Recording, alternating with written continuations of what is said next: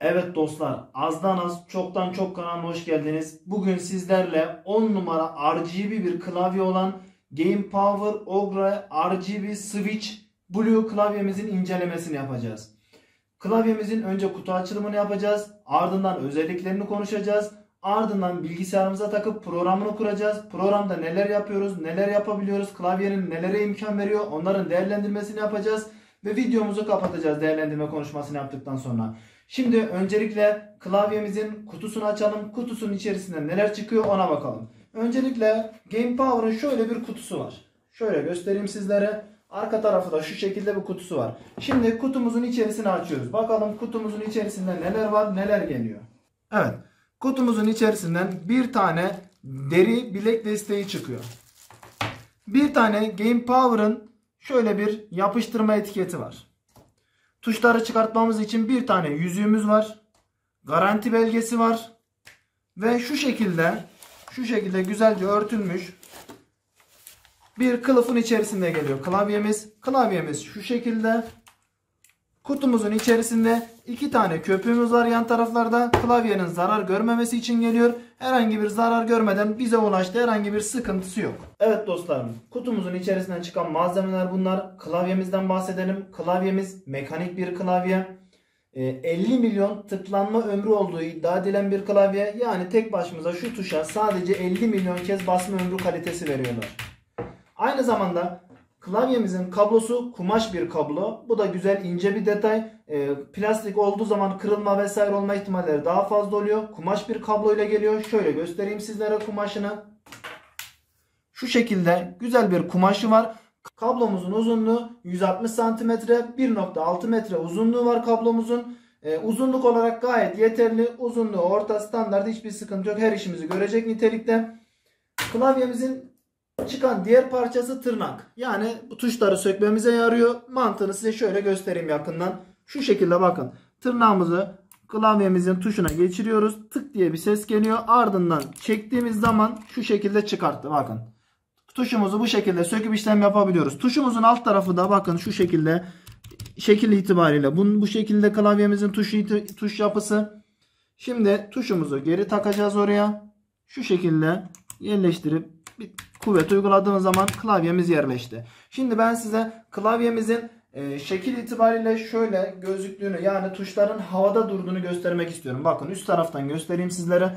Tuşlar havada duruyor şu şekilde. Arasında mesafe var. Birebir klavyeye gömülü şekilde değil tuşlarımız. Şuradan bakıldığı zaman da alt taraftan bakıldığı zaman da net bir şekilde görebilirsiniz. Klavyemizdeki enter tuşu küçük enter. Şöyle göstereyim size. Büyük enter tuşumuz yok. Küçük enter tuşu var söyleyebileceğimiz. Onun dışında klavyemizden gelen sesi dinletmek istiyorum size. Tuşlara dokunduğumuz zaman nasıl bir ses geliyor onu göstereceğim. Bakın. Klavyeden kulağa hoş bir ses geliyor. Evet. Şimdi bunu tanıtımını yaptık. Yüzüğümüzü tanıttık. Evet. Şimdi klavyemizin arka tarafında yer alan ayak desteğinden bahsetmek istiyorum size. Şu alt köşelerde iki tane kauçuk var. Klavyemizin kaymaması için, istemediğimiz şekilde hareket etmemesi için konulmuş. Bir de ayak kısmı var. Ayak kısmını açtığımız zaman tek bir hareketi var. Şu şekilde geliyor. Koyduğumuz zaman da şu kadar kaldırma mesafesi oluyor. Gayet kaldırma mesafesi klavye için yeterli. Güzel şekilde kaldırıyor. Ayağının genişliği de gayet yeterli. Çok ince bir genişlikte yapmamışlar. Bizim kalın bir genişliği var ayağının. Bunda herhangi bir sıkıntı yok. Gayet güzel düşünülmüş. Gayet güzel ve pratik bir işlev görüyor. Evet, klavyemizin fiziksel özelliklerini anlattıktan sonra diğer bir parçamıza geçiyoruz. Bilek desteği parçamız var. Evet, şu şekilde çıkarıyoruz ambalajından. Şurada deri kaplama ve bilek desteğinden bahsediyoruz dostlarım. Bu fiyat performansta, yani düşündüğümüz zaman çok yumuşak, gayet de güzel bir bilek desteğinden bahsediyoruz. Deri bir bilek desteği.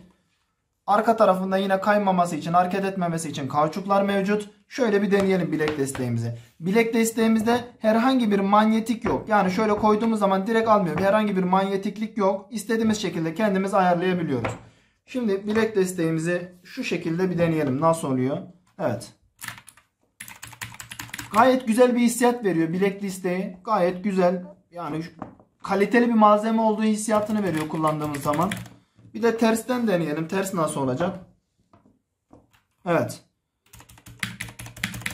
Dostlarım tersten de gayet güzel. Evet, şu şekilde bilek desteğimizi tersten koyduğumuzda da kullanılabiliyor. Gayet herhangi bir sıkıntı yok.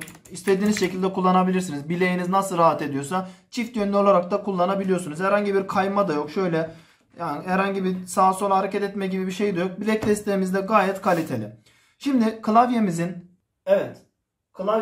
kutusundan çıkardık. İçinden çıkan klavyemizin incelemesini yaptık. Fiziksel özelliklerinden bahsettik. Çıkan bilek desteğimizden bahsettik. Şimdi bu klavyeyi nasıl kullanıyoruz? Hangi programı indiriyoruz? Aydınlatmasını nasıl yapıyoruz? O kısmına geçeceğiz sizlerle. Evet, klavyemizi bilgisayarımıza bağladık. RGB renklerimiz yanmaya başladı klavyemizde. Klavyemizdeki bu RGB renkleri nereden nasıl değiştiriyoruz? İlk önce ona değineceğim. Dostlarım, FN tuşuna bastığımız zaman şurada A1, A2, A3 yazıyor. Inst, Home, Page Up diye yazılar var. Şuna tıkladık, bakın hemen değişti.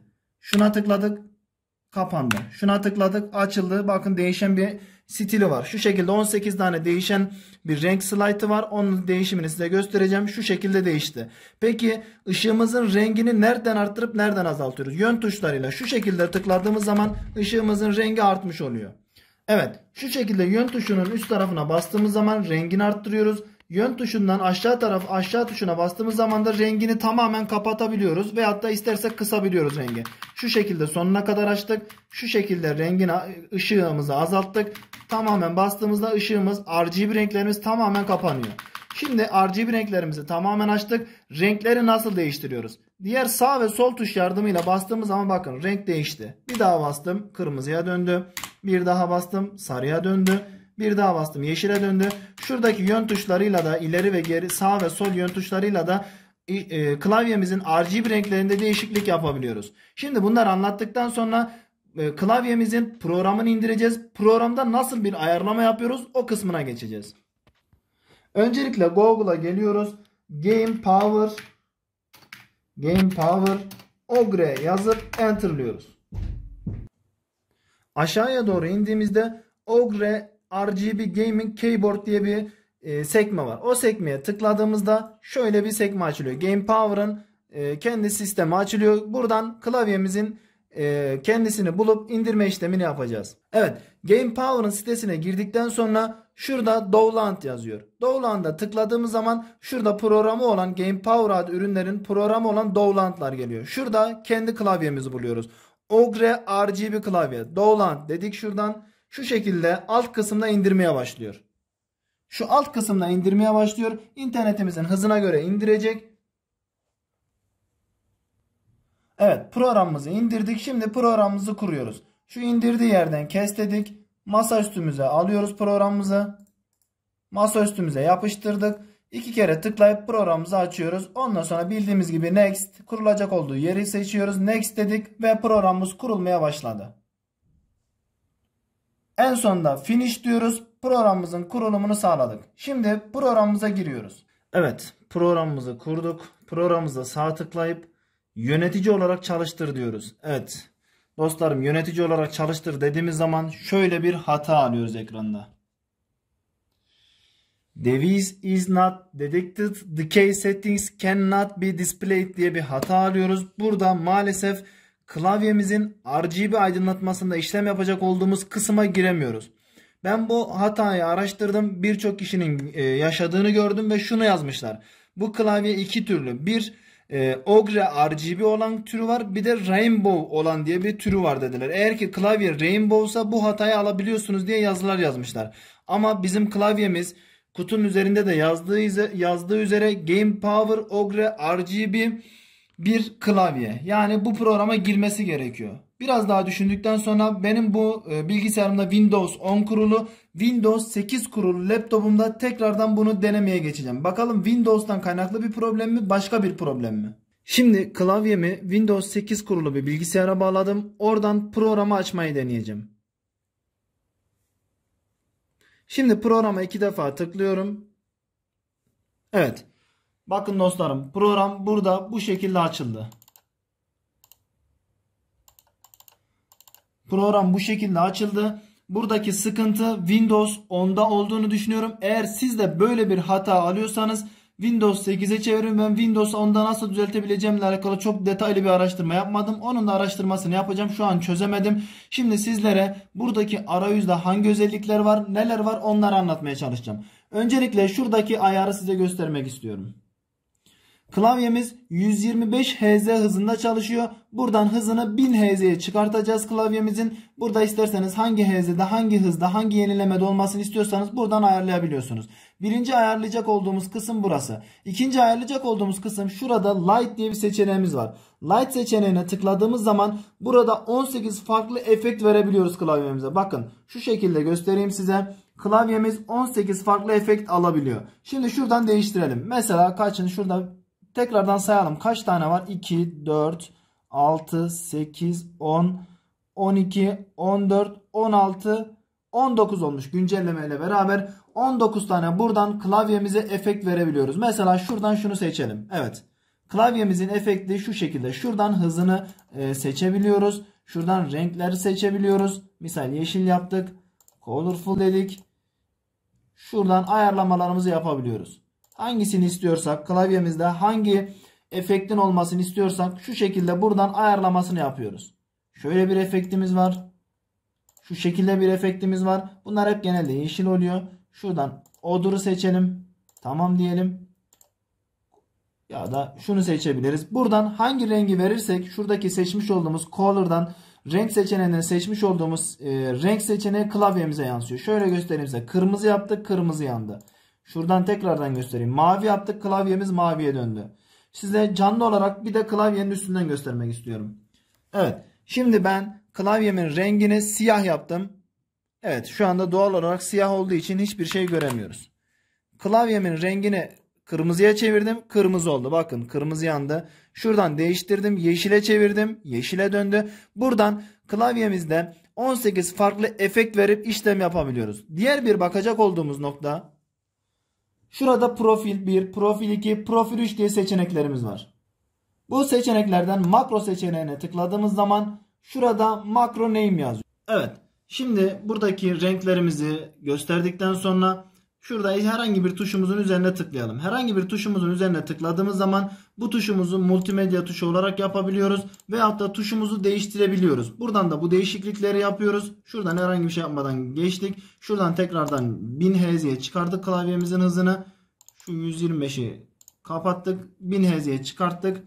OK dedik. Ayarlamasını yaptık. Evet dostlar, klavyemizin fiziksel özelliklerinden bahsettik, aydınlanmasından bahsettik, kuracak olduğumuz Game Power'ın programından bahsettik, programımızı indirdik, oradaki işlemlerden bahsettik. Kısacası klavyemize ait tüm özellikleri bildiğim kadarıyla, öğrendiğim kadarıyla sizlere aktarmaya, en güzel şekilde sizlere aktarmaya çalıştım. Ve burada herkesin yaşayıp Google'a yazmış olduğu sıkıntı, yani programın açmama sıkıntısını sizlerle de paylaşmış oldum. Birebir çözümünü de üretmiş olduk. Ben de ilk defa yaşadım. Normalde ben laptop bilgisayarımdan gayet güzel bir şekilde giriyordum. Ama masaüstü bilgisayarıma geçtiğimde böyle bir hata verdi. Bu da büyük ihtimalle Windows sürümünden dolayı kaynaklandığını ben kendi adıma düşünmekteyim. Benim buradaki monitörüm Windows 10, laptopum ise Windows 8 sürümünde. Windows 10 sürümü buna uyumlu olmadığı için herhalde orada açmadı. Ama Windows 8'e taktığımda direkt şekilde girebildim. Eğer siz de böyle bir hatayla karşılaşırsanız büyük ihtimalle Windows'un sürümünden kaynaklanan bir problem olduğunu düşünüyorum dostlarım. Kısacası klavyemizin son değerlendirmesine gelecek olur isek. Klavyemizin şu anki güncel fiyatı 320 TL civarında. Ben bunu aldığımda indirimdeydi. 260 TL civarında da ben aldım bu klavyeyi. Klavyenin full RGB olması, bilek desteğinin olması, deri olması, ayrıyeten renklerinin ayarlamak için bir programın olması ve kablosunun kalitesi, diğer hepsine baktığımız zaman klavye zaten piyasada şu özellikleri barındıran en ucuz klavye konumunda. Klavyenin bu özelliklerini söyleyecek hiçbir sözümüz yok. Ben bu klavyeyi 2 aydır kullanıyorum. Herhangi bir sıkıntı yok. Bazı videoları izlediğimde kişilerin sıkıntılar yaşadığı, klavyede tuşun basma özelliğini kaybettiği, yani bastığı zaman algılamada problem yaşandığına dair videolar gördüm. Bunlar da doğrudur, yaşanmıştır. Sonuçta teknolojik bir aletten bahsediyoruz. Ben şu ana kadar böyle bir sıkıntı yaşamadım bu klavyede. Bu klavyeyi çok rahat bir şekilde tavsiye edebilirim. 50 milyon tıklanması var. 2 yıl garantisi var. Diyelim ki bozuldu. Gidip de klavyeye daha fazla yüksek miktarlarda para vermeye gerek yok. Diyelim ki bozuldu. 2 yıl garantisi var. Garantisine gönderip işlemlerimizi tamamlayabiliriz. Dostlarım, klavyeyi tüm özellikleriyle, artılarıyla, eksileriyle, yaşanan problemlerle sizlere aktarmaya çalıştım. Umarım faydalı bir video olmuştur. Kanala abone olmayı ve beğenmeyi unutmayınız.